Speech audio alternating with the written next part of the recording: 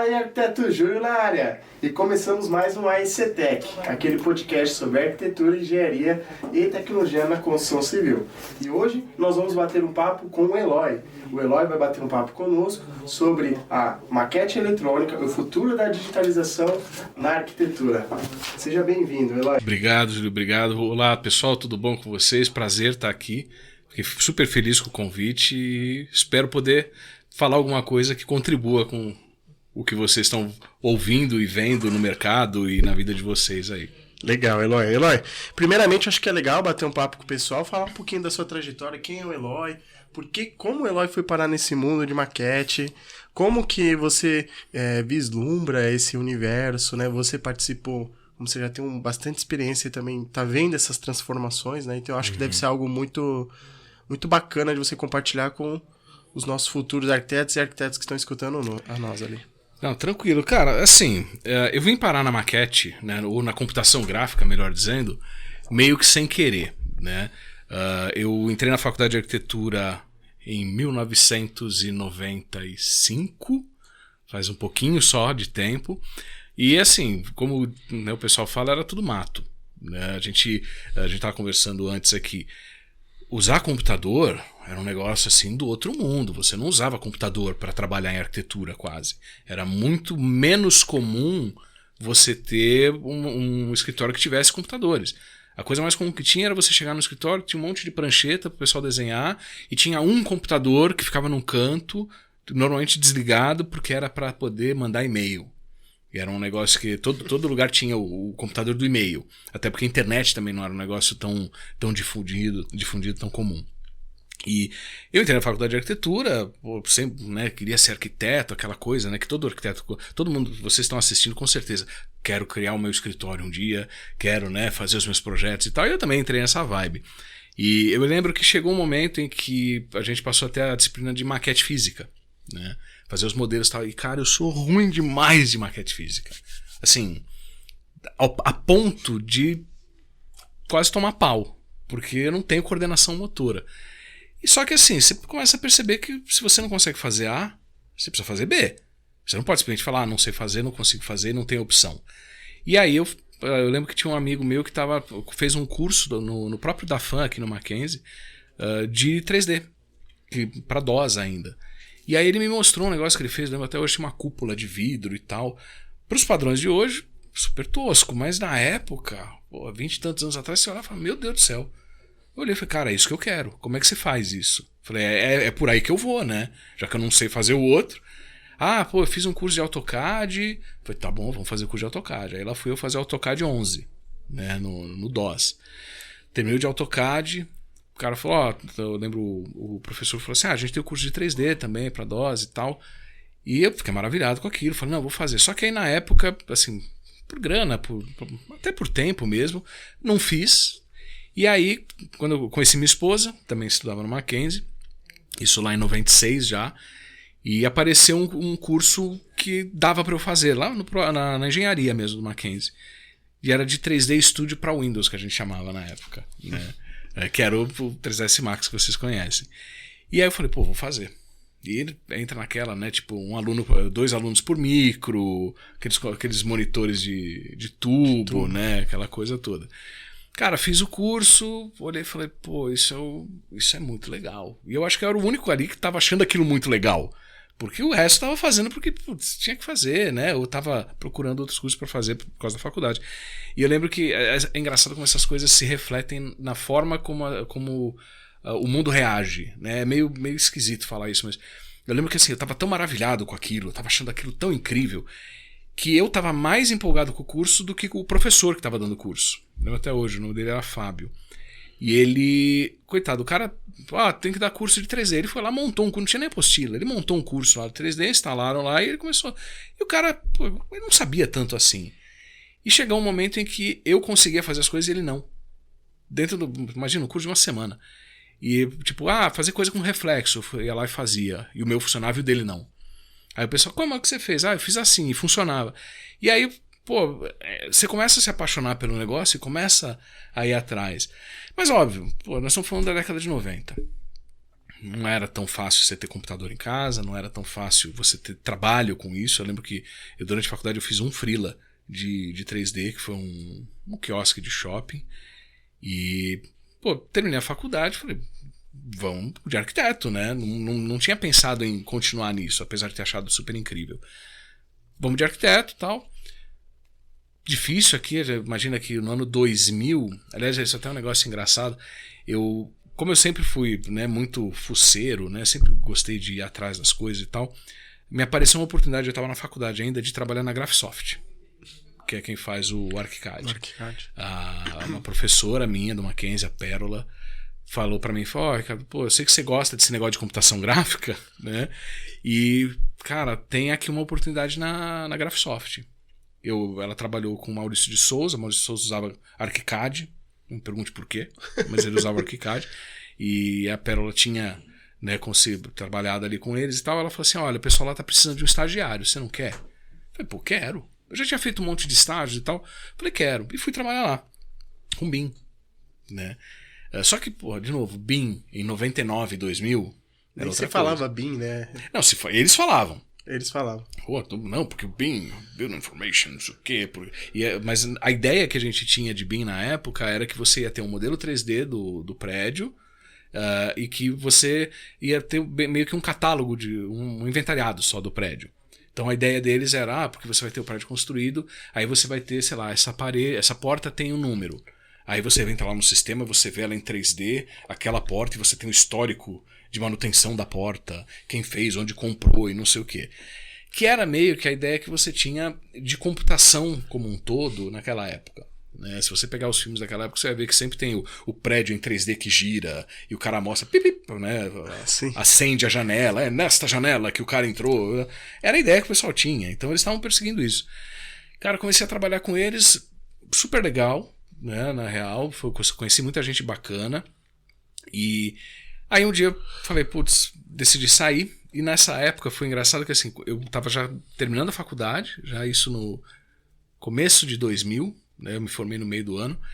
E aí minha mãe tinha uma coisa de mãe, né? Você precisa ter um emprego público. Nada a ver, né? Sim. Então vai fazer o Banco do Brasil. Vai fazer o concurso. Cara, e minha mãe comprou apostila e tal. E eu já, assim, eu tava já meio querendo sair da Graphisoft, porque, falei, vou me formar. A Graphisoft naquela época era muito pequenininha, ela basicamente era a diretora, a secretária da diretoria e eu. Porque era coordenação de revenda só, então não tinha muito pra onde ir ali, né? Eu falei, vou me formar, vou ficar fazendo o quê aqui, né? Então eu tava já querendo sair fora. E aí minha mãe, não, você vai trabalhar no Banco do Brasil. Eu falei, mãe, não vou trabalhar no Banco do Brasil, não vou ser bancário, pô. Não, porque você vai entrar e daí você vai pra arquitetura. Tá bom. Aí ela me comprou apostilas e tal, ela até hoje, ela quer me bater por causa disso. Gastou uma grana em apostila, né? Central de concurso, sabe? Sim. Eu não li uma apostila. Porque eu não queria trabalhar no Banco do Brasil. Aí fui fazer o coisa, né? O concurso. E aí não tinha celular na época, né? Aí, quer dizer, já tinha, mas era, de novo, né? Não era todo mundo que tinha e tal. Aí eu fui fazer o concurso lá no centro de Santo André. 4 horas de prova, né? Deu 1h30 e tinha acabado a prova. Aí eu olhei e falei, não pode sair, né? Aí fui lá, revi algumas coisas e tal. Cara, deu... A hora da prova, começou às 8, deu 10 horas, eu piquei a mula. Aí liguei em casa, falei, mãe, meu pai, falei, pai, terminei a prova aqui, eu vou aproveitar, vou aqui no shopping, porque eu quero ver não sei o que lá e tal. Aí eu só ouvi minha mãe, eu não vou, assim, normalmente eu falaria um palavrão, tá? Mas assim, eu só vi minha mãe atrás, assim, quê? Ele terminou já? Filho da... Ele não estudou, ele não fez, ele fez de qualquer jeito, ele não sei, começou a gritar. Aí eu falei, não, pai, tá bom. E, cara, óbvio, né? Cheguei em casa, minha mãe me deu mó come. Que absurdo, porque não sei o que e tal. Tá bom. Aí um mês depois saiu o resultado. Entrou na internet. Eu falei, saiu o resultado. Você não passou e tal. E foi embora. Passei em 30º. Caramba. Aí fui trabalhar. Aí o dia que eu saí da Graphisoft, eu entrei no banco. E fiquei no banco lá durante um tempo.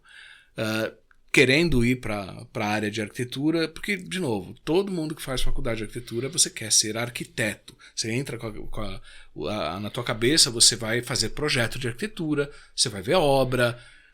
Só que o mundo não é só isso.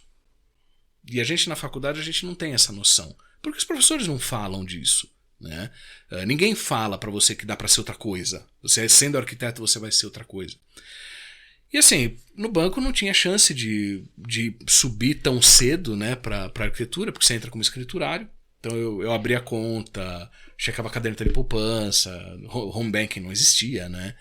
Então meio que tipo, aí eu conversei com o pessoal do banco e falei, cara, assim, tem que alguém se aposentar, alguém morrer, Nossa. ou os caras resolverem que eles vão aumentar a área, porque é só assim pra você entrar, porque ninguém vai sair. A probabilidade era muito Era muito eu baixa. passei por isso na aeronáutica. Eu lembro que eu queria ser tenente da aeronáutica, arquiteto tenente da aeronáutica.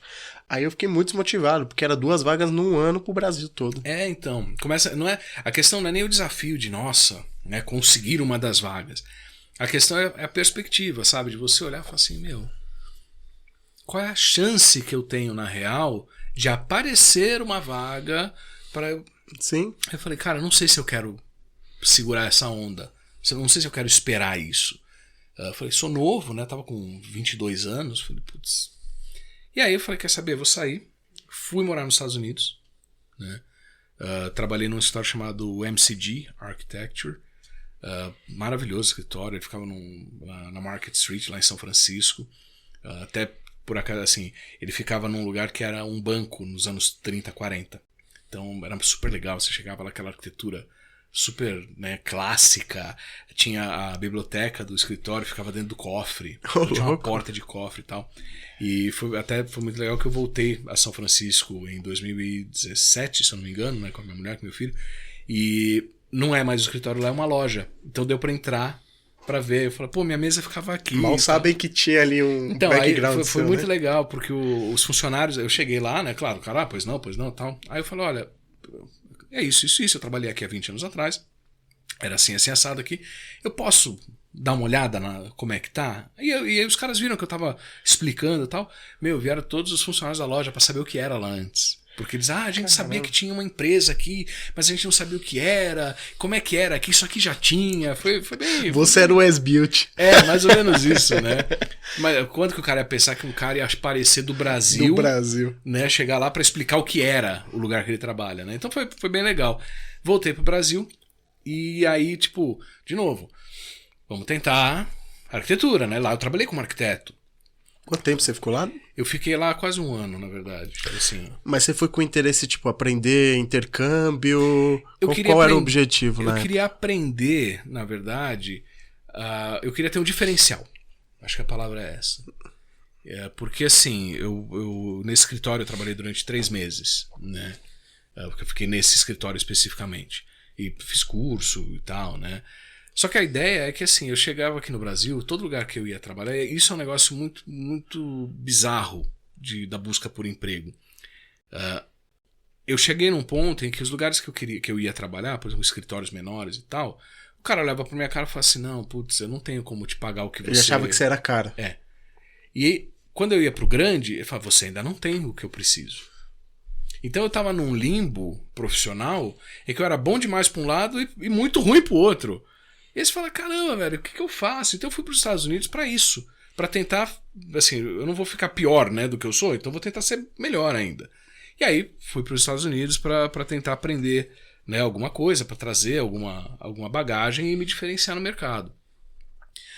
Voltei, começou a aparecer trabalho, aí sim, pensa que já é 2000, as coisas já estavam começando a ficar mais tecnológicas, né? Em 2000 o negócio já deu uma aquecidinha. Já estava ficando mais interessante. Eu continuava porque eu gostava fazendo 3D, porque eu achava lindo e eu sempre gostei de fazer. E aí, putz, voltei pro Brasil e tal, começou a aparecer freela de 3D. E aí eu falei, pô, vambora, vamos começar a fazer. E nessa época, isso é um negócio muito legal, toda a profissão que está iniciando, não você iniciando na profissão, mas a profissão está aparecendo, ela tem muita gente empolgada. As pessoas estão com um brilho nos olhos que você já não vê em profissões mais antigas. E aí eu lembro que começaram a aparecer comunidades na internet, os fóruns, né? Tinha a Cadritech, tinha 3D for All, 3D for All? 3D for All, tinha 3D Online, que era do Marcelo Souza, e, cara, eram pessoas, aí você começa a olhar e é muito legal ver isso, tem o cara que está trabalhando na Globo, o cara que está trabalhando numa agência de publicidade e um cara que está trabalhando na empresa de arquitetura. Todo mundo olhando para aquele negócio novo chamado computação gráfica e que eles achavam que só eles sabiam. A gente, para aprender, para estudar 3D, aqui no Mackenzie ainda, eu ia na Biblioteca Central e pegava um livro sobre 3D. Não tinha fórum, não tinha grupo, não tinha podcast, não tinha nada, né? Não tinha nada. Era tudo mato mesmo. Então, assim, e as pessoas começaram a ficar unidas nesse sentido para tentarem aprender juntos. Isso é uma tribo também, né? Você gera isso Sim. também, né? Igual aquela coisa dos nerds, quando o cara tem ali, não, putz, o cara, vamos falar ali de Vingadores, o cara se conecta, né, naquilo ali, né? É uma coisa que, assim, você acha que você tá sozinho e de repente você vê que tem mais um monte de gente que gosta da mesma coisa que você. E o 3D, ele é um pouco isso. E hoje os caras que estão, né, os mais antigos de profissão, são esses caras que lá atrás estavam batendo cabeça para modelar um parafuso. Porque ninguém sabia modelar o maldito do parafuso. Lá nos Estados Unidos, por exemplo, a coisa já existia. Porque você tinha a computação gráfica desde os anos 80 lá.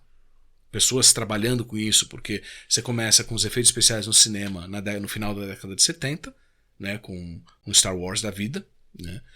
E aí as coisas os caras começam a ver que, pô, isso aqui pode ser legal, então vamos começar a fazer, vamos começar a desenvolver. E aí a coisa começa a aparecer. Aqui não tinha tanto isso, as coisas começaram a acontecer já quase na década de 90 aqui. Se você for falar, por exemplo, com os pioneiros nessa história, você pega o Alceu Batistão, grande amigo, né, da Vetor Zero, ele começa a falar para você, pô, sei lá, em 88, 89 que ele começou a aparecer essa história. Né? Então, assim, o negócio era todo mato e as coisas começaram a acontecer. E aí, quando as coisas começam a acontecer, aqueles que estavam lá no começo, os desbravadores, os bandeirantes da história, né, começam a conseguir montar um mercado, conseguir montar uma... Sai na frente também, né? Você sai na frente. Então, hoje, esse pessoal todo, eu lembro o Márcio Carvalho, por exemplo, da Neurama, né? Neurama, o maior estúdio de arquivistas aqui do país, fica lá em Porto Alegre. Eu conheci o Márcio em 99, eu acho. Tipo, por e-mail. Cara. Trocando figurinha. Tipo, ele tava fazendo 3D lá e eu tava fazendo 3D aqui, sabe? Tipo, umas coisas assim. E aí nessa época eu entrei na TIE, né? Isso aí em 2001 eu entrei na TIE. Foi também para fazer 3D.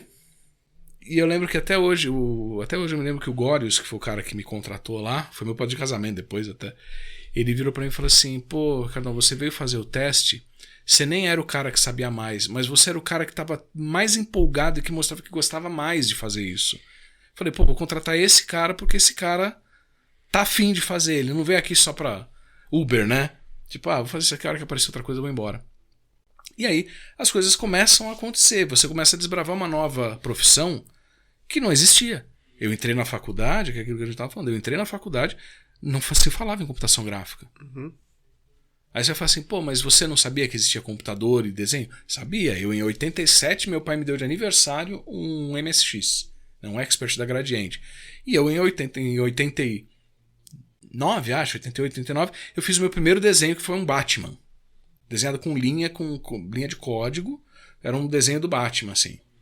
Porque eu achava aquilo, porra, incrível. O negócio era tão primata, tão né, primitivo, que eu salvei o programa em fita cassete. Não era nem disquete. Não tinha disquete. O MSX era coisa, como é que se diz? Era cartucho ou fita cassete. Aí você tinha um gravador. Nossa. Aí você botava o gravador, aí você quer salvar, você põe C-Save, aí você botava o nome do programa. Aí aquele barulho da internet, sim, ele gravava, aí você tinha a fita, era aquilo. E você tinha que guardar. Depois bota aí pro pessoal, na edição aí, pro pessoal poder ver. Cara, é bizarro, vocês vão olhar e falar, nossa.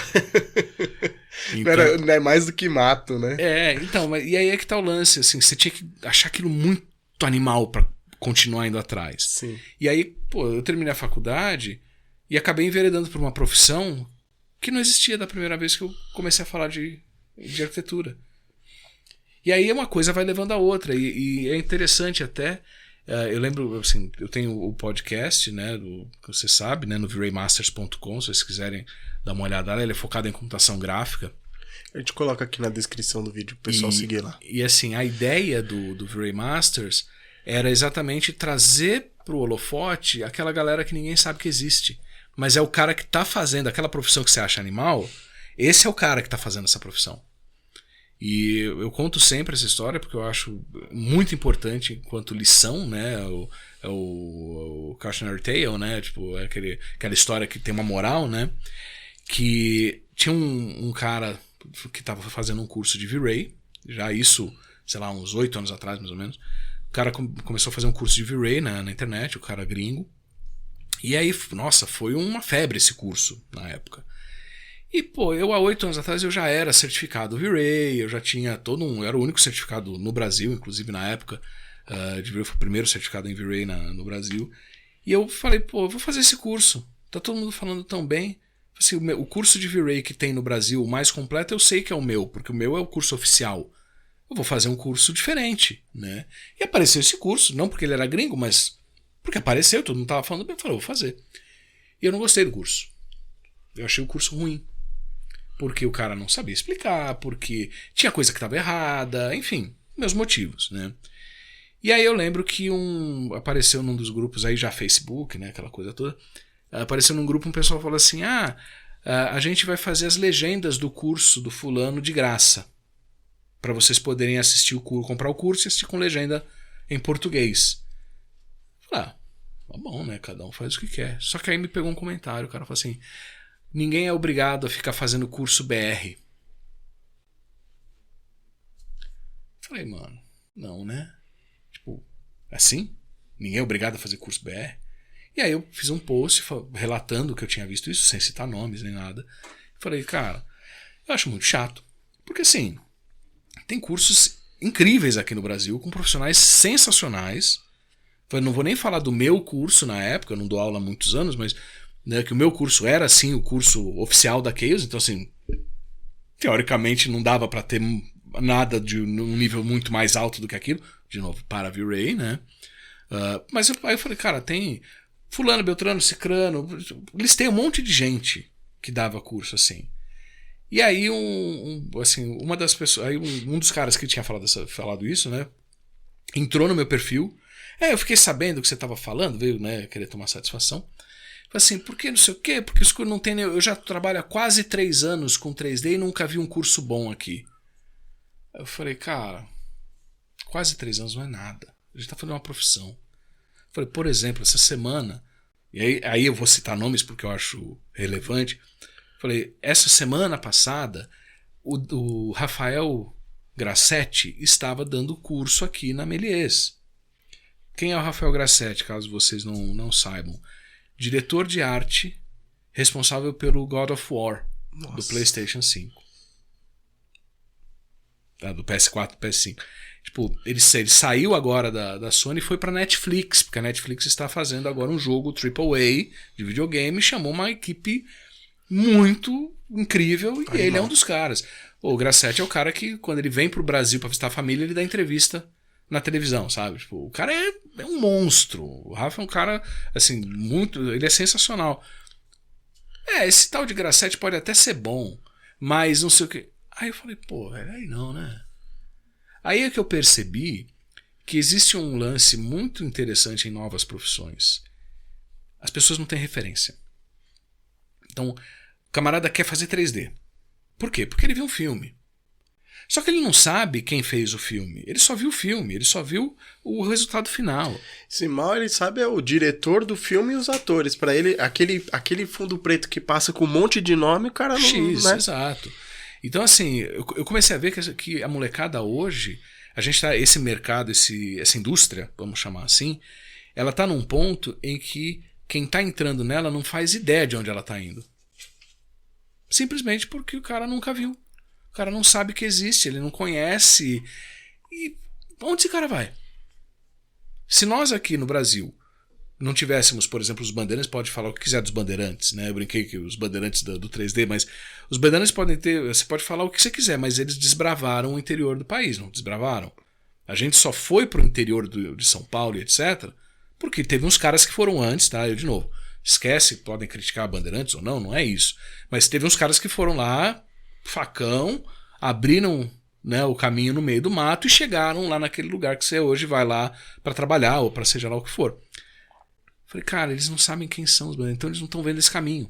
Os caras, as referências dos caras é o quê? Instagram. São os influencers. Os influencers. Exatamente. Né? Assim, que não deixa de ter sua relevância, mas eu acho, a gente passa por isso até no BIM, em toda a área. Sim. Né? O cara fala, mas espera aí.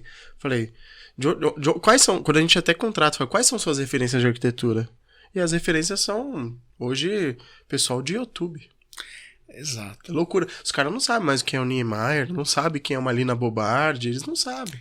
Então, e é complicado, porque é muita informação, só que você não acessa a informação, né? Então, ela tá lá, mas o pessoal não tá indo atrás.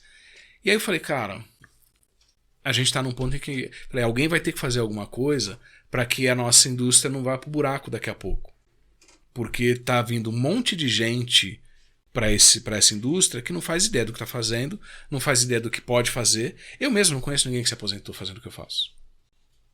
Estou com 46 anos. Eu não conheço ninguém que se aposentou. Aí você fala, pô, você está fazendo isso há 25 anos? Não deu tempo da galera se aposentar ainda. Para onde nós estamos indo? Se eu não sei, imagina o cara que está atrás de mim. Nossa. Entendeu? E aí eu falei, cara, eu vou fazer um podcast. Foi aí que eu comecei essa história do podcast. Por quê? Porque eu finalmente tive uma visão da nossa indústria que eu falei, cara, o que eu passei lá atrás de não saber para onde vai e ter que descobrir, ter que inventar um caminho, não é mais assim. As pessoas, já existem caminhos. Já tem, você vai hoje na Atier, você tem uma equipe de 13, 12 pessoas fazendo 3D lá dentro. É um departamento. É um departamento. Que a primeira vez que eu trabalhei na Atier tinha 2. Eu e mais um.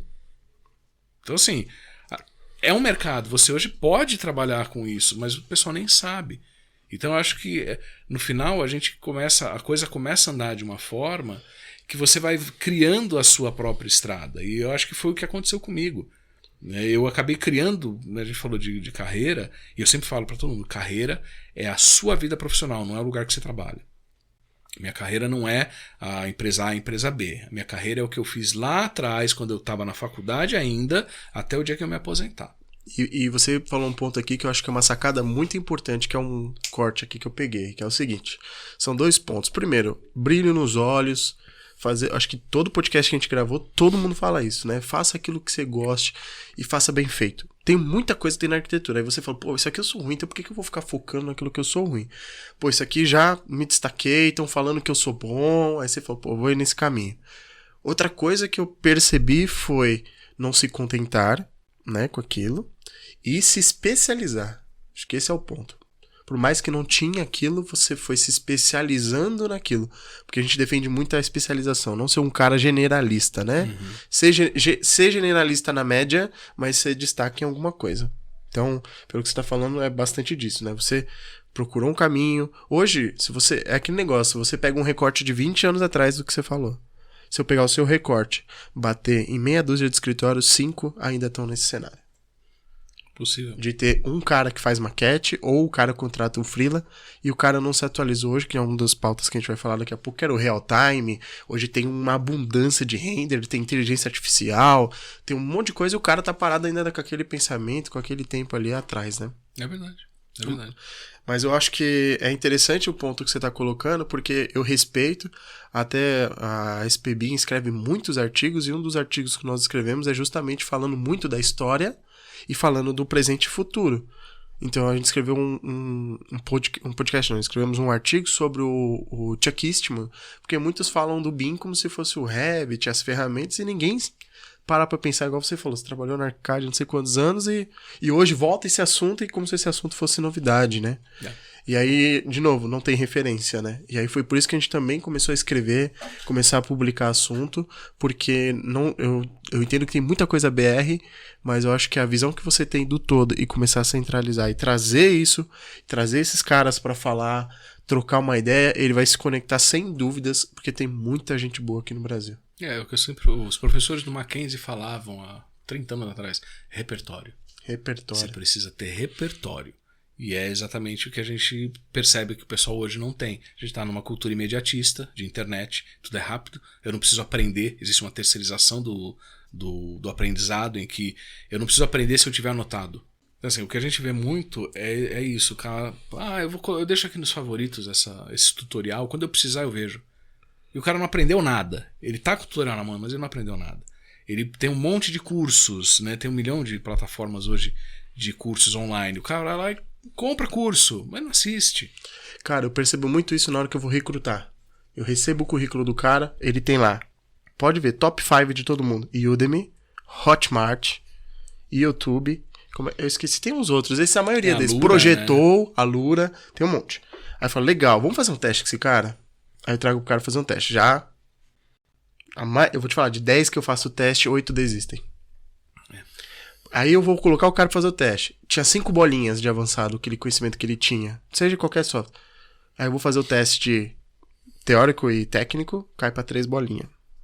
Então o que acontece? Tem muita gente querendo inflar o currículo, né? currículo, e aí eu peço pro cara. Só que uma coisa que eu percebi, a maioria parou de querer ser e quer ter.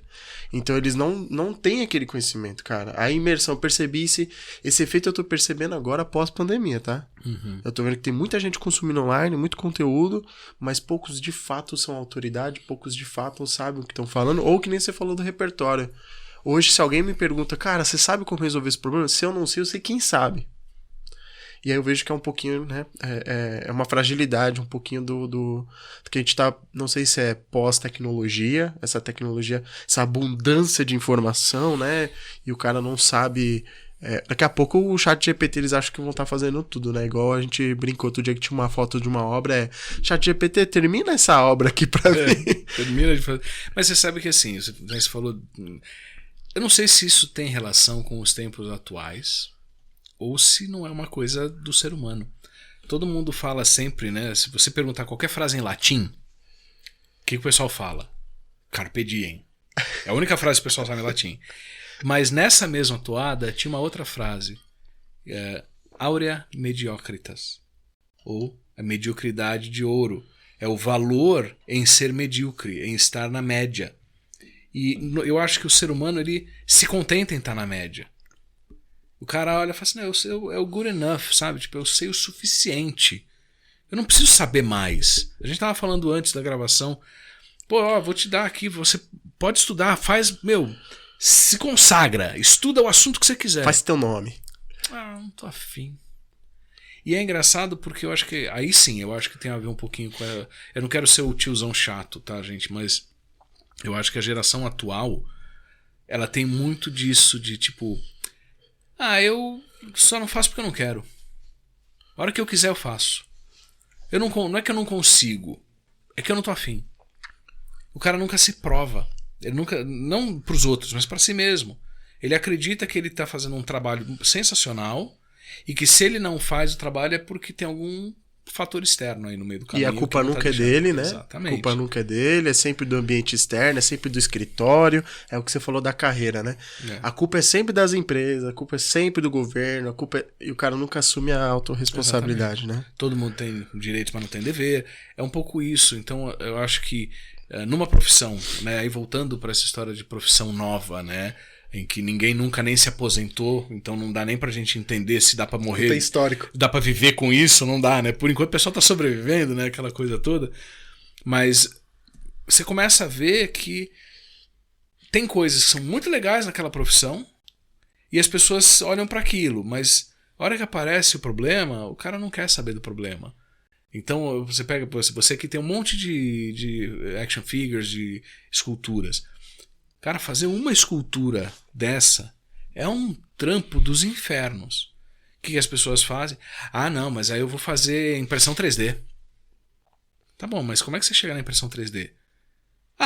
Baixa da internet. Não, mas e a sua escultura? Não precisa, eu só quero poder fazer o bonequinho. Você começa a ver que o cara ele não quer aquilo, ele quer...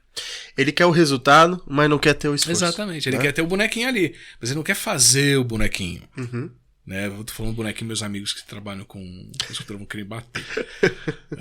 Mas enfim.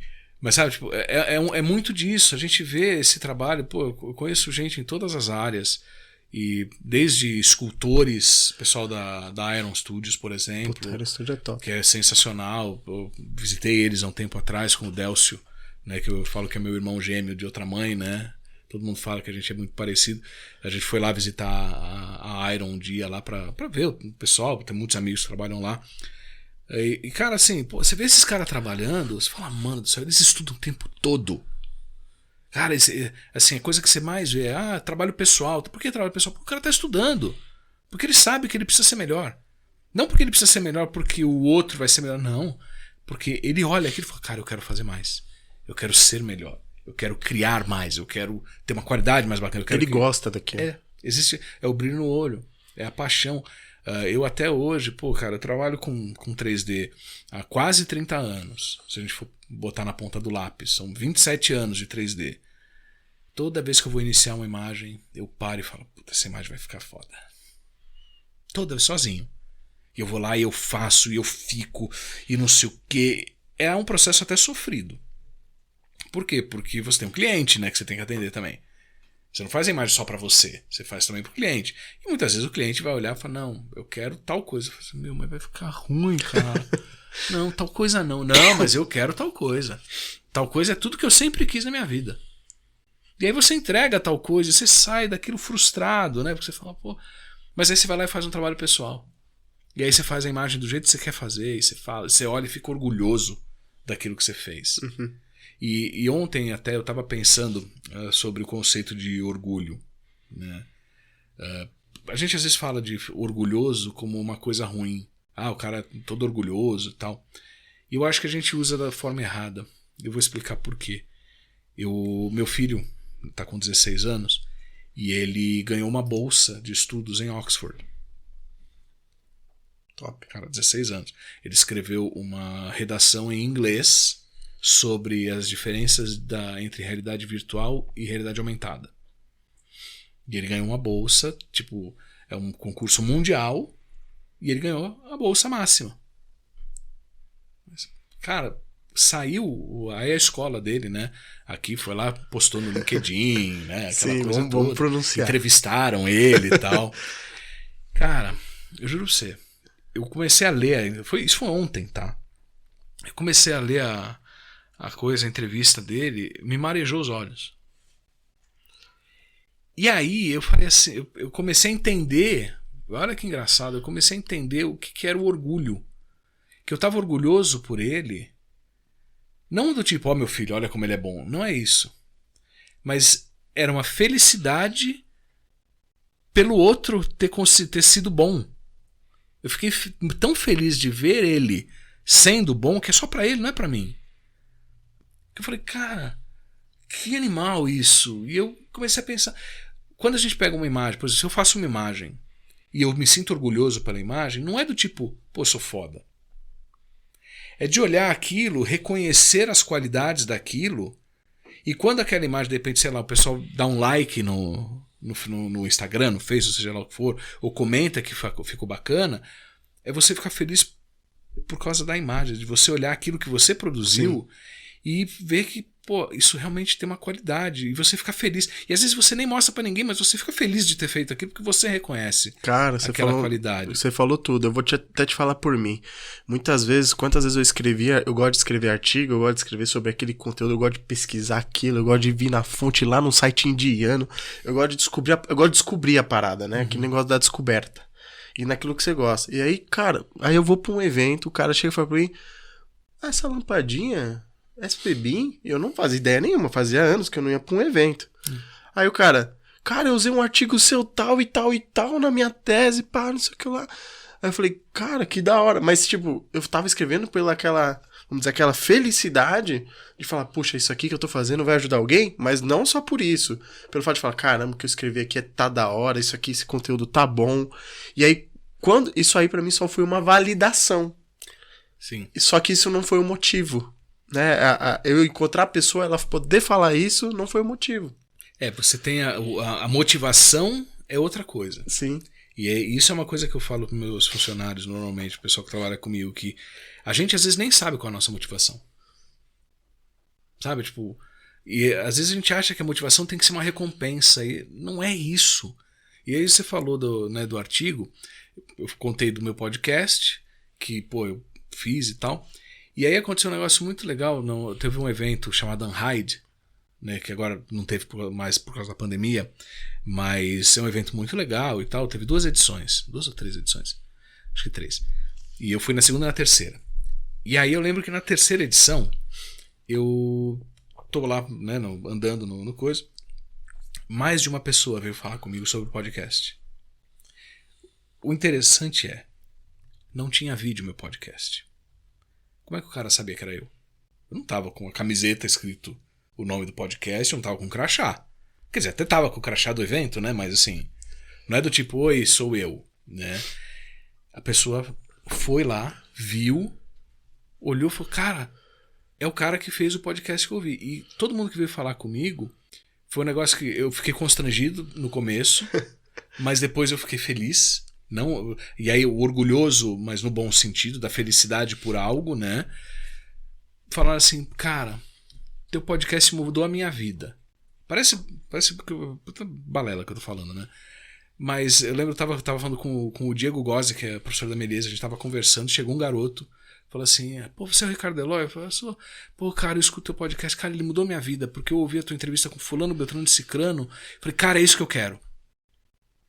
E aí teve uma outra menina que também virou pra mim e falou assim, sabe que eu tava escutando o teu podcast com a Natália Freitas, que é uma animadora brasileira, e a Natália tem uma história de vida super sofrida, tipo, o pai dela matou a mãe dela, quando ela era criança, fugitivo, no Fantástico, sabe aquelas coisas bem tensas. Pesado. E ela contou isso no podcast, ela nunca tinha falado pra ninguém. Caramba. E eu até lembro que eu fiquei meio... Ainda bem que não tinha vídeo, né, porque eu fiquei com a cara de... Como assim? E aí, tipo, a menina falou assim, cara, eu vi o que a Natália passou. E aí eu pensei, pô, cara, se a Natália passou tudo isso e conseguiu chegar lá, quem sou eu pra não chegar? Então eu vou chegar. Eu vou trabalhar com isso e eu vou me dar bem. E aí isso bate aquele orgulho que é o que eu falei lá atrás. O podcast ele vai servir para tentar dar um norte para as pessoas entenderem a carreira. E serve não só para isso, mas para quando o cara chega num obstáculo, ele saber que outras pessoas também encontraram obstáculos. É a jornada. E aí, pô, mas o cara chegou lá. Chegou, por quê? Porque ele passou. Mas é difícil. E aí? E na real, eu posso falar, o resultado é chato. Sabe por que é chato? Eu vou falar, o resultado ele é importante.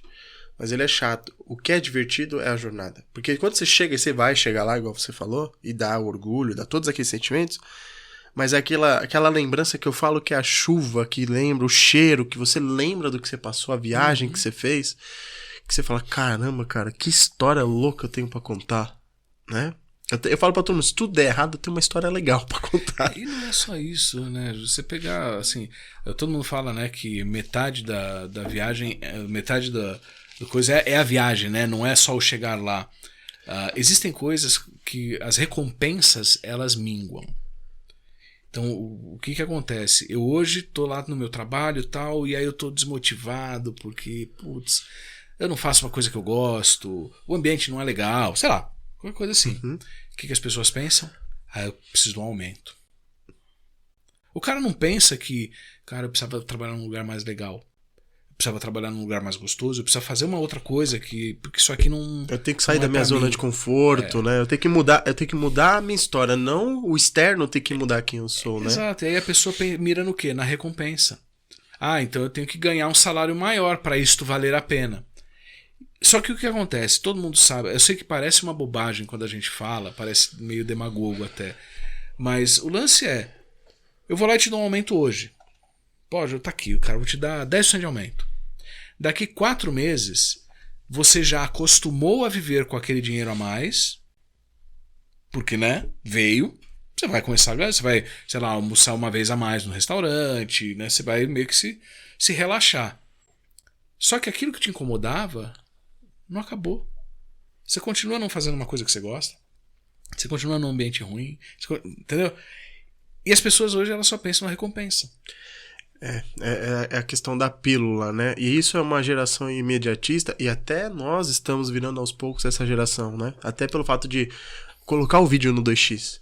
Até pelo fato de tudo ter que ser acelerado, estamos perdendo tempo, tudo tem que ser rápido, né? Então, mas esse imediatismo, ele é muito ruim. Sim. E aí, quando eu vejo uma pessoa falando pra mim sobre a jornada do outro, tipo, eu falo, cara, você tá no caminho certo. Porque você tá preocupado com a sua jornada. Você tá preocupado com o caminho que você vai seguir até chegar onde você quer. Porque às vezes tem muito disso. Tem um amigo meu, de novo, não vou ficar citando nomes, mas o cara foi trabalhar, ele foi convidado aqui no Brasil para ir para os Estados Unidos para trabalhar na maior produtora de jogos do mundo na época, como artista. Porra, trampo meu, dos sonhos. Ele ficou 6 meses e voltou. Ele falou, cara, não me acostumei. Falei, não me adaptei. Aí você fala, pô, mas você não se adaptou? Eu falei, não me adaptei. Ele chegou lá. Mas quando ele chegou lá, tem uma nova jornada. E essa nova jornada, que agora era ele lá na parte 2, né? Sim. Tipo, ó, você chegou no seu primeiro objetivo? Legal, agora tem a fase 2, a fase 3, a fase 4. Começou a ficar sofrido, porque a jornada é sofrida. E aí não tinha mais a recompensa que ele achava que tinha. Ou a recompensa de ir pra lá não era tão alta quanto ele achou que era. Isso o pessoal chama de... Qual que é o seu big why, né? Ou o seu grande porquê ali, né? Então ele fala assim... É o que vai te segurar no dia no perrengue, né? Porque assim, o que eu percebi é assim... O que motiva as pessoas, assim, nos podcasts, pelo que eu conversei com a maioria, é... Gostar do que faz. Um dos pilares. Se você não gostar, só for pelo dinheiro, que é o segundo pilar... Não vai te segurar, mas gostar do que faz, dinheiro. E terceiro, ele sentir que ele tá aprendendo, ele tá com alguém que ele acha muito mais foda, que é muito maior. E aí ele se conecta e ele fala, cara, esses pontos, quando começa esses pilares, eu não tô nem falando de ambiente, não tô falando de benefício, falando nada desses outros pontos, que para alguns é importante. Sim. Mas quando esses pilares começam a dar uma estremecida, o radar acende do cara. É a história do pilar de areia. Né, assim, o Pillars of Sand, né? Não adianta você construir o seu castelo um pilar de areia, porque ela vai aguentar, ela aguenta pressão, mas ela não aguenta tração. Então muitas vezes o pessoal norteia a carreira, norteia a sua vida pensando só na pressão e não na tração. Dessa forma você acha que você está construindo um negócio sólido, mas não era.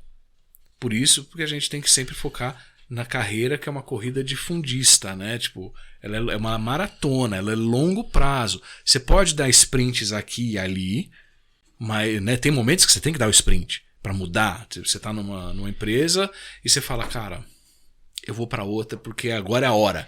Eu vou me ferrar um pouquinho nisso, mas em compensação lá na frente é essa construção. O meu filho fala essa tática. Né, a sua tática. Então, as pessoas têm que ter um pouquinho mais de tática na sua carreira para poder alcançar de uma forma sustentável. De forma que não adianta eu fazer um pilar de 50 metros de altura se ele for de areia. Eu prefiro fazer um pilar de 10 metros, mas de concreto. E aí, daqui a pouco, eu vou lá e faço outro em cima, e outro, e outro. Aí eu vou chegar lá no fim e eu não vou cair. Que é o que o pessoal hoje não consegue entender. O pessoal está caindo pelo caminho porque não entende que o pilar não pode ser de areia. Então, de novo, a gente cria eu sou parte da geração que criou a profissão. Né? Como eu falei, o Márcio Carvalho falava, isso aqui era tudo mato quando a gente chegou. E era tudo mato. E a gente foi com o facão. Só que agora a gente tá naquela, tá bom, eu posso parar aqui, se eu quiser, vou parar nesse lugar que é mais legal, que tem uma nascente e tal, ou eu vou continuar. Mas a gente já passou um monte lá atrás. A galera tá lá no começo do caminho e já tá achando que o mato cresceu, que tem grama. Não, mas eu acho que aí é mais fácil pra quem já tá assim, continuar a jornada, se é o sonho, o desejo, a ambição, etc. Ou parar, né? A pessoa olhar e falar, pô, pra mim tá bom até aqui, vou fazer um render ou outro, vou fazer uma maquete ou outra e tá ok. E não há nada de errado. E também eu falo, felicidade não se discute, entendeu? Exato. Cada um sabe até onde pode ir. Eu também, quando eu abri minha empresa, eu pensava nisso. Cara, eu abri minha empresa com o meu propósito de querer fazer coisas onde eu não conseguia fazer nas empresas. Esse foi o grande propósito. Né? E é isso. Então agora a gente vai para outro bloco. Nesse outro bloco nós vamos bater um papo sobre os desafios e oportunidades. Show. Ó. Agora just in time. Aí sim, hein? Tá? Seria o último bloco. Se não ficar muito longe. Se deixar você, fica aqui até tarde. Porra, nem me fala. Pode. Bom, Eloy, agora eu queria que você falasse um pouquinho, pessoal, a gente falou ali da sua jornada, como você veio parar no mundo da maquete, ou eu diria que a maquete te encontrou, né? Os desafios, oportunidades, etc, né? Baseado no que a gente está hoje percebendo, tem uma discussão muito interessante, que é, falando agora da maquete. O arquiteto, lembra que tinha até um professor meu que falava, cara, não tem problema, se o seu projeto não estiver tão legal, faz um bom render. Tinha essa questão, né, de achar que a renderização salvaria o projeto. Ou muitas vezes o cara fazia, fechava um bom numérico, mandava pra maquete, a maquete tinha que se virar. Ela tinha que fazer o projeto, vamos dizer assim.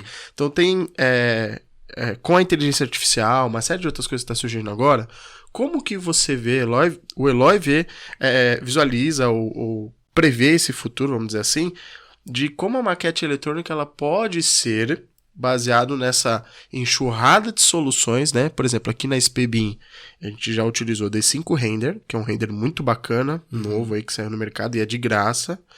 Enscape, que tem ali para Revit, SketchUp, ArchiCAD, Rhino. V-Ray, só que só para Revit. Que mais que a gente já trabalhou? Lumion, a gente também já trabalhou bastante com Lumion. Twinmotion, a gente adora o Twinmotion. E o último que a gente vai explorar agora no ano, que é pra parte de gamificação, é Unreal. Então a gente tá vendo que tem assim, tem muitos aí, Corona, aí tem muitas opções no mercado. E tem essa briga do mercado, mas cada dia essa briga eu vejo positiva no sentido melhor pro usuário final. Antigamente tinha que ter o cara da maquete, o especialista em maquete, e hoje a gente tá vendo que tem a própria Epic Games separa isso também lá no pipe. Quando a gente olha o roadmap dele, eles colocam assim, ó, aqui eu tenho o cara de arquitetura e designer. Passou no momento, virou o cara especialista em gamificação, não sei qual é o nome desse profissional, artista 3D, não sei qual vai ser o nome desse profissional no futuro. Mas existe uma noção de passagem de bastão, né? Então eles não querem fazer algo mata e tem que surgir outra coisa, né? Eu acho assim, eu lembro quando eu me formei na faculdade, a minha tese foi a computação gráfica na criação da paisagem. Isso lá em 99, 2000. E por que eu tinha feito isso? Além de gostar, né, de computação gráfica, como eu já contei, foi porque eu percebi, trabalhando na Graphisoft, eu percebi, né, meu trabalho era ver os concorrentes, né, e tal. E eu vi que quem usava um determinado software, que nem existe mais, os projetos não tinham rampas curvas. Estranho. Porque o software não fazia rampa curva. E aí, eles estavam meio que se moldando porque tinha o que dava pra fazer, e o cara achava... O projeto não ficava melhor ou pior, não era isso. Mas, pô, tá interferindo. Isso quer dizer que a mídia interfere na arquitetura. A forma como você comunica o projeto, comunica suas ideias, os limites que você tem vão interferir no seu projeto no final. E aí o que acontece? A gente tem, por exemplo, hoje, né, como você falou, tem um monte de renderizadores. Né? Não é fácil fazer um renderizador. Se fosse fácil, todos os renderizadores seriam incríveis, e não é o caso. Tem renderizadores que são mais fortes, outros que são mais fracos, mais realistas, menos realistas, mais rápido, menos rápido. Né? Então a gente sabe que é difícil de fazer. E você, para fazer um render, não é só pegar o renderizador e dar o Enter. Não é Ctrl. Eu sempre falei que é o Ctrl Alt Deus. Né? Você dá Ctrl Alt Deus e vem uma luz divina e faz a imagem ficar boa. Não é isso. Eu acho que quando o professor fala, faz um render que salva o projeto, talvez a gente esteja falando de uma outra coisa, que é, eu não consigo comunicar as qualidades do projeto com um desenho. Então um render bacana pode mostrar que o meu projeto tem qualidades de uma forma que eu não consigo de outra maneira. Você não tá conseguindo se expressar, né? Exatamente. Às vezes o cara olha e fala assim, pô, fiz esse desenho no CAD, fiz uma elevação. Pô, a elevação tá linda. Isso aconteceu uma vez com um cliente meu. Eu fazia isso há muitos anos atrás. Era uma padaria, ele me mandou a elevação e tal, e eu fiz a elevação, eu fiz a maquete para ele e mandei. O projeto do cara era uma fachada, que era uma paredona, tipo 4 andares, né? E aí ele tinha o primeiro andar, né, até o térreo, era a padaria, atendimento, então tinha uma marquisezinha, tal, não sei o que, entrada, uma rampinha, papapá. E o resto era só uma parede até lá em cima com um monte de blocos de vidro para iluminação. Por quê? Ele não podia ter ventilação natural não controlada porque tinha farinha e tal, tinha uma série de requisitos técnicos ali, porque ali era que ficava a parte de estoque, de produção e tal. Não sei se sabe, farinha é um negócio altamente explosivo, né? Se você pegar um saco de farinha, né, jogar para cima e acender um fósforo, isso aqui explode. Caramba. Porque a farinha pega fogo. E aí, como ela é muito leve, cria uma explosão, né? Então tem uma série de normas para fazer. E aí o cara me ligou e falou assim, pô, você acabou com o meu projeto. Eu falei, por quê? Ele falou, porque tá chapada a fachada. Eu falei, mas a sua fachada é chapada. Não, mas ele tem um desenho. Eu falei, de bloco de vidro. Você fez literalmente um desenho 2D como fachada.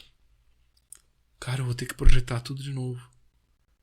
Porque nem ele estava entendendo o próprio projeto. Porque ele não conseguia comunicar a ideia dele de uma forma que ele mesmo pudesse ver. E até hoje a gente vê isso acontecer. Eu vejo muitos projetos que a gente pega, faz, o camarada olha e fala, meu, não, vou ter que alterar. Isso não tá bom. Porque a própria pessoa não consegue entender. E também a maturidade do quanto o cara domina a ferramenta. Por exemplo, o cara fez ali chapado. Mas, pô, ele podia ter feito um corte. Podia ter feito... Mas é arquitetura, né? Ele podia ter feito na mão. Sim, entendeu? eu digo assim, é a expressão dele que ele não tá conseguindo. Ele não tá conseguindo se comunicar, como Exatamente, você disse. Ele não consegue comunicar para ele mesmo, né? Então eu acho que a arquitetura, ela tem muito a se beneficiar da visualização por conta disso, por causa dessa ponte entre o conceito e o real. O Enscape, por exemplo, a gente lá na Chaos, a gente tem a gente fala muito da pipeline Enscape V-Ray. Por quê? Porque são duas coisas diferentes. O Enscape ele vai trabalhar junto com você no Revit ou no SketchUp, por exemplo, ou no ArchiCAD, enquanto você está projetando, ajudando você a visualizar a tua ideia. É uma ferramenta de desenvolvimento. Exatamente. É aquilo que você vai, faz, mete o negócio. Pô, eu fiz um brise aqui. Pô, qual será o efeito? Bota um sol, olha. Não, acho que o brise ficou muito grosseiro. E se a gente diminuir? Coisa que você consegue avaliar. É como se fosse uma prototipagem, né? Você está prototipando o teu projeto com uma visualização legal. Mas ela não é realista e ela nem precisa ser realista ou detalhada ou dramática o suficiente para você fazer isso. Você tem que simplesmente entender o que está acontecendo. Entender o que está acontecendo? Pô, agora eu quero contar essa história para o meu cliente, eu quero explicar para ele quão bacana esse projeto, quão lindo vai ser morar aqui. Aí você joga para um renderizador mais capaz, como é o caso do V-Ray, né, nessa conversa. Pô, então tá bom, agora eu vou me preocupar em colocar a canequinha da SPBIM aqui em cima, virada de lado, para que na hora que eu tirar a foto, ela fique ali no terceiro quarto da regra dos terços, para que o cara bata o olho e fale, ó, SPBIM. Isso é um outro trabalho, isso é outra história. Uhum. E aí você pode até perguntar, assim, pô, tá bom, mas... Daqui a pouco tem a inteligência artificial, Midjourney, dali, Stable Diffusion, seja o que for. Vai fazer isso para você? Vai ou não vai, né? Por quê? Falamos de repertório lá atrás. Inteligência artificial é baseada em aprendizado, correto? Aprendizado baseado em repertório. Se eu não tenho repertório criado, não tem inteligência artificial. E hoje, essa semana, inclusive, já saiu, eu vi ontem, se eu não me engano, um artigo falando sobre o colapso dos algoritmos de aprendizado da inteligência artificial. Por quê? Porque você agora tem tanto conteúdo gerado por inteligência artificial que ela está começando a se retroalimentar. Nossa. E aí o que acontece? Eu não tenho o início do meu caminho não está na direção certa. Por quê? Você faz uma imagem no Midjourney, por mais linda que ela seja, tipo, você vai, vou fazer uma cozinha. Vai lá, dá o prompt e tal, aí sai, puta, imagem linda. Aí você vai olhar, a torneira é um S. Mas de longe, ali, pô, é torneira, tá bom, vambora. Só que aí o Midjourney olha aquilo e fala, beleza, isso é uma torneira. Os caras puseram na internet, deve ser verdade. Próxima torneira que ele faz é o quê? E aí ele vai desaprendendo que uma torneira não é assim. Que a torneira é assim, sabe? Tipo, então a gente tem que entender as ferramentas dentro das suas limitações e dos seus direcionamentos. Vai chegar um momento em que, sim, eu vou poder fazer uma imagem incrível com inteligência artificial? Claro que vai. Mas não é do jeito que as pessoas estão pensando que é. Não é para essa solução imediatista, né? Eu vejo o artista, na verdade, ele aperfeiçoando o trabalho dele. Assim como toda a tecnologia que vem surgindo com o tempo. Então, sim, o cara que vai aprendendo a falar melhor, e aí ele vai ter uma inteligência artificial muito mais inteligente que a do outro que tá usando a mesma inteligência. Mas no final é o cara que tá dando comando. Sim. Né? Assim, você bota a Ferrari na mão de um cara que manja pra dirigir do Senna e na minha. Né? Tipo, sim. Os resultados são completamente diferentes. Então a inteligência artificial, ela vem, óbvio, para ser uma ferramenta. Tem um amigo meu, Thiago Porto, que ele é especialista em inteligência artificial. Ele trabalha treinando inteligência artificial. Só que ele trabalha para cinema. Então, por exemplo, ele faz o algoritmo para fazer o deepfake do filme do Indiana Jones, por exemplo. É nesse nível o trabalho dele. E ele fala para mim, Eloy, inteligência artificial é uma bicicleta. Se você deixar a bicicleta ali, ela vai ficar ali parada. Ela não vai andar sozinha. Se você pegar a bicicleta e não souber andar de bicicleta, você vai cair, velho. Também você não vai chegar a lugar nenhum. Mesmo que você saiba andar de bicicleta, mas aí você começa a pedalar, se você não souber aonde você está indo, você também não vai chegar. Então ela está aqui como um facilitador para você chegar aonde você quer, pelo caminho que você quer, do jeito mais rápido. Sim. Ela é para isso. Então, o que eu acho que a gente vai ver a partir, né, dos próximos capítulos, né? Midjourney é legal, é bacana, pô, adoro, eu uso, assino, me divirto muito com ele. Mas ele não vai ser ele para trabalhar. O que a gente deve ter, e de novo, futurologia total, futurologia que é um trabalho, o melhor trabalho do mundo, porque se você errar, a culpa não é sua, né? Então, paciência, né? Mas o que eu entendo que vai acontecer? Eu vou chegar, por exemplo, num Twinmotion da vida, e eu falo assim, olha, Twinmotion, eu preciso que você calcule essa luz que está aqui, ela vai bater, ela vai refletir, tem todo um cálculo para ser feito. Como é que você faz hoje, Twinmotion? Sei lá, eu pego um raio, jogo em direção à mesa, depois eu bato ali, volto, calculo a força e vejo até onde ele chega. Né? A base do traçamento de raios é essa. Então eu vou fazer o seguinte, eu vou treinar você com milhões de situações de iluminação. E aí você vai, ao invés de fazer esse cálculo maluco, você vai olhar isso que eu treinei e vai lembrar que quando tem uma situação dessa, a luz se comporta mais ou menos assim. Então ele vai olhar e falar, tem um computador aqui. Deve ter sombra embaixo. Pô, eu vi 6 milhões de computadores numa situação parecida e a sombra era toda desse jeito, eu vou fazer assim. Machine Learning. Entendeu? E aí sim, eu vou ter um render mega rápido, aquele lance, a pessoa fala, nossa, porque a imagem sai em 3 minutos. Porque ele está copiando, né, de um jeito bem grosseiro, né, mas ele está pegando coisas que já foram feitas e está colando ali e vambora, e tá na mão, né? Conforme isso for se refinando, eu não vou fazer no Midjourney. Eu vou lá no Twinmotion, vou pegar o meu desenho, e aí, sei lá, eu vou botar um copo genérico, por exemplo, vou falar, esse copo é vidro, tá? Beleza, copo de vidro, eu sei como é que é. E pronto, ele vai fazer um copo de vidro. E ele vai ser um puta num copo de vidro, mas ele não calculou o vidro. Sim, não, é uma coisa muito louca, que é uma coisa que ele vai conseguir fazer, que o ser humano tem dificuldade, é o acessar, né? A gente tem o nosso subconsciente, mas a gente, pra resgatar, tem um esforço grande. Uhum. E é onde você falou, se eu pegar pessoas que nem vocês, que têm muita experiência, e eu trazer isso para uma inteligência artificial, ensinar ela, logo eu tenho uma mega ferramenta. Sim. Qual é o maior problema? Eu tenho uma geração nova, ou os profissionais recentes, que não tem esse histórico. Sim. Ele vai ter que ralar para ter esse histórico. Eu vejo isso, por exemplo, até dando aula. Eu vou ensinar, por exemplo, o Revit, eu pergunto na primeira aula, quem aqui mexe com qual programa? Uma pergunta que quase ninguém faz. É óbvio que eu mexo com CAD. É óbvio que eu mexo com... Não, todo mundo fala pra mim. O óbvio precisa ser dito. Fala pra mim o que é. Tá.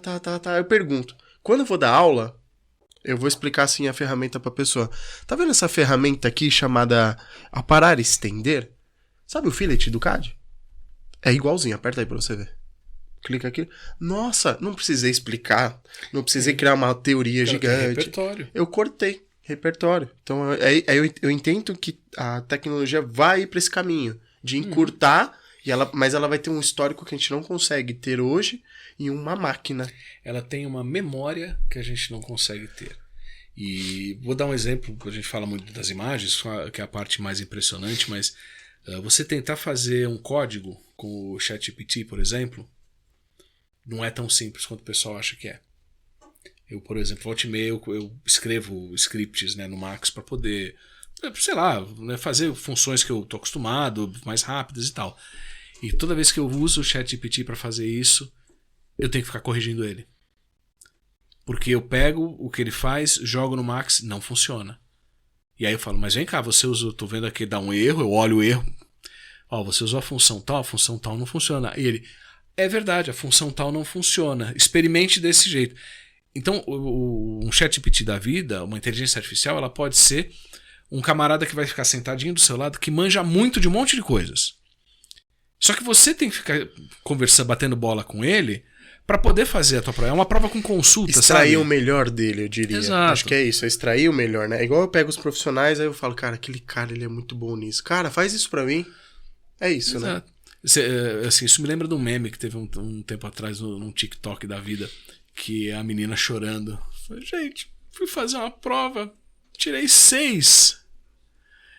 Era com consulta! E aí você fala, você vê? Ela fez uma prova com consulta, mas como ela não sabia bulhufas, porque com consulta eu não vou estudar, ela conseguiu tirar 6 numa prova com consulta. Podendo colar, ela não conseguiu. A inteligência artificial é muito isso.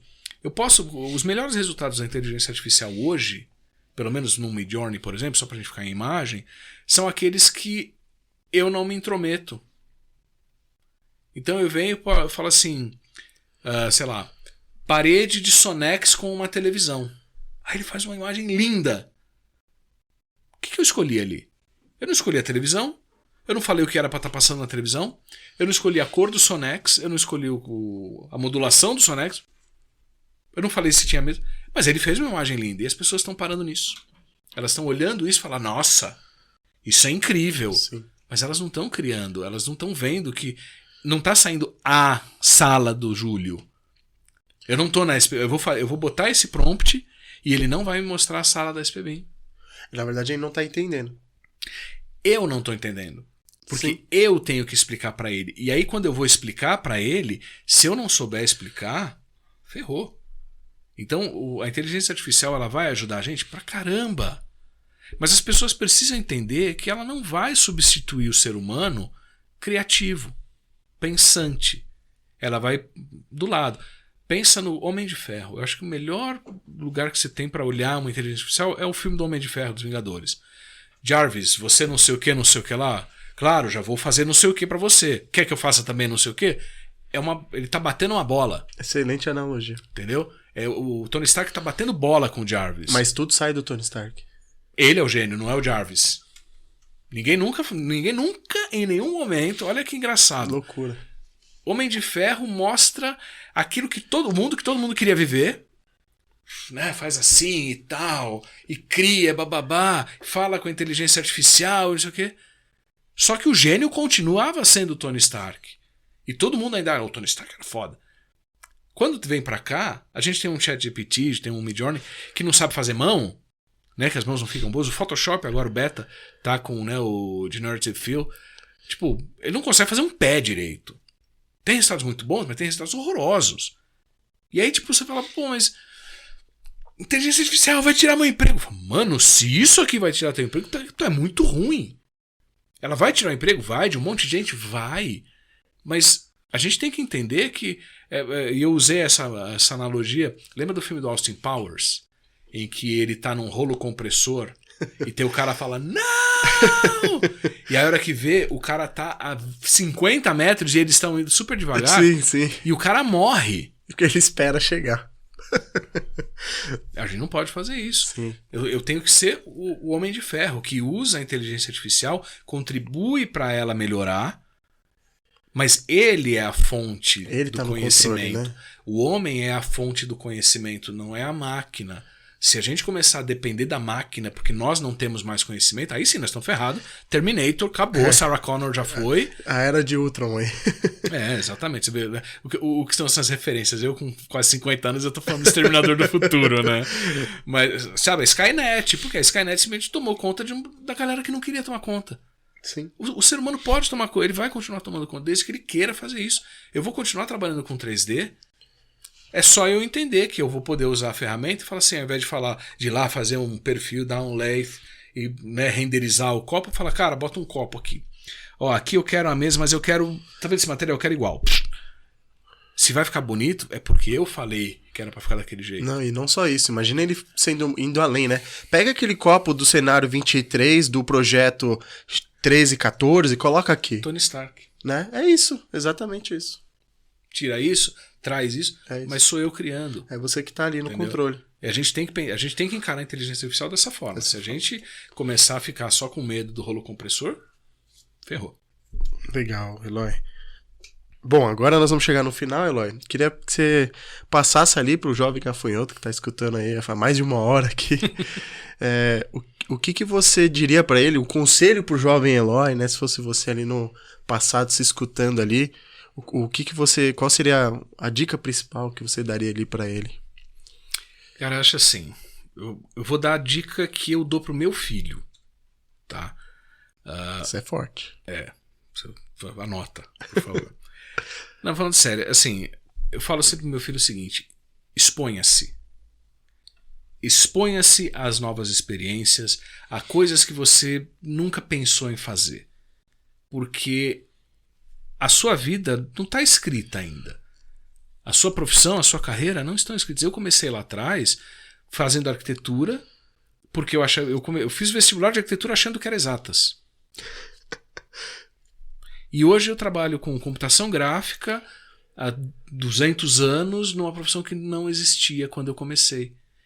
Se eu não tivesse me exposto à vida, ao mercado, à indústria, a conhecimentos, a outras pessoas, eu não estaria no lugar que eu tô. Aí você vai falar, mas o lugar que você tá é bom ou ruim? Não importa. Mas a minha jornada me trouxe até aqui. Para sentar aqui nessa cadeira para falar com você, aconteceu um monte de coisas. Eu fiz um monte de caminhos, a gente se cruzou numa ateliê, sei lá, 5 anos atrás, 4 anos atrás, e hoje eu tô aqui. Tudo faz parte de uma jornada, só que eu estava exposto a deixar isso acontecer. E eu falei isso pro meu filho porque ele quer fazer faculdade de engenharia e ele passou, dessa eu não te falei, ele passou num programa de iniciação científica no Butantan. Ele fez uma prova, tal, foi aprovado. Aí ele, pai, mas é biológicas, eu não quero fazer biológicas. Eu falei, você não sabe, você tem 16 anos. Ah, mas é que não sei o quê, porque eu não quero ser médico. Eu falei, você não sabe se você quer ser médico. Porque você não sabe nada de biológicas. Da mesma forma que você não sabe nada sobre engenharia. Então, exponha-se. Vai lá, no final não vai dar, porque horário, não importa. Mas ele se expôs. E pode ser que ele um dia chegue numa dessas e fala, cara, isso é tudo que eu sempre quis na minha vida. Como eu cheguei quando eu comecei a fazer 3D, que eu olhei aquilo e falei, meu Deus do céu, eu quero fazer isso para viver, porque isso é incrível, isso é maravilhoso. E é o que me faz até hoje sentar na frente do computador e falar, cara, eu vou fazer uma cena.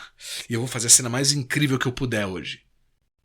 Porque foi o que acendeu a luzinha aqui atrás. Né? A minha lamparina das ideias foi acesa por causa disso. Então, eu me expus e hoje eu faço o que eu gosto. Mesma coisa.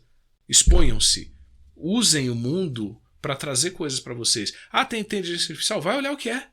Pode ser que você chegue à conclusão de que não serve para nada para você. Não tem problema. Mas não tenham preconceitos. Não, eu não gosto. Eu não gosto de computador. Cara, de repente, computador é tudo que você sempre sonhou para sua vida e você não sabia. Então, a busca dessa felicidade, desse orgulho que a gente tem, passa por isso. Exponham-se muito, se permitam fazer aquilo que, de repente, vocês nunca pensaram em fazer, adquirir novas experiências, para vocês aí poderem escolher e falar, cara, eu vou fazer isso e eu vou ser feliz fazendo isso. Pô, muito bom, cara. E a minha sacada que eu peguei de tudo isso aqui que o Eloy falou é assim, cara, são duas, né? A gente falou do orgulho, mas também não tenham orgulho no sentido negativo, né? No sentido de, cara, tenha humildade, busca o conhecimento, faz parte da exposição, porque, meu, seja aberto, experimente, seja humano, vivencie, né? Acho que essa parte é muito importante. E uma outra que eu diria é se especialize, tá? A partir do momento que acendeu o radar ali, pô, acho que aqui tem game, aí a intuição falando, é o instinto falando, cara, cai de cabeça, mas se especializa naquilo.